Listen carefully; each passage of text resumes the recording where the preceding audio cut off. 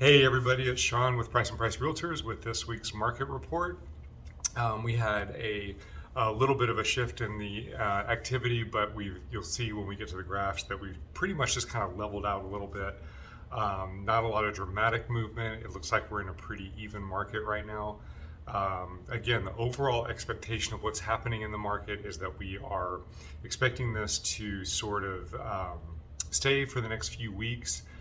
Whether it stays long term or not, we'll have to see. There's a lot of buyer fatigue, and in communicating with a lot of our colleagues across the country, we're seeing a very similar level of activity happening. That buyer fatigue is kind of kicking in, and that competition is slowing down.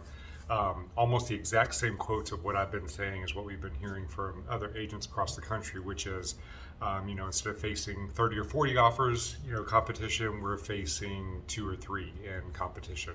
So it's still a great market for sellers. Inventory is still short. It's just buyers are tired. So there's a lot less competition out there. But I have to say, there's a lot of buyers that are coming back into town. They're all coming back home with school starting to get ready to begin again. So there's a strong chance we may see this market start ticking up again, which we did see a little bit of an uptick this week. So let's go to the graphs. We'll see what we can find on here, and yeah, we'll explain what's going on. So this is our market for the last 7 days.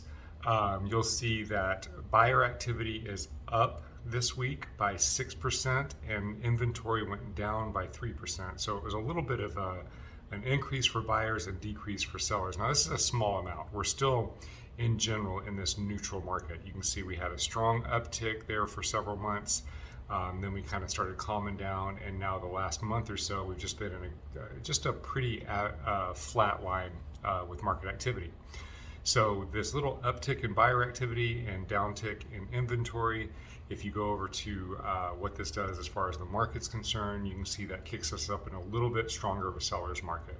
So this is 1, 2, 3, 4, 5. The last 5 weeks, we've been sitting right along a neutral market here. Before that, you can see how high the activity was, except for right here. You can see how high the activity was. So last 4 or 5 weeks, we've had a nice little even market, still on the seller side. Properties still, values are still increasing, but we had a little bit of an uptick back into that seller side.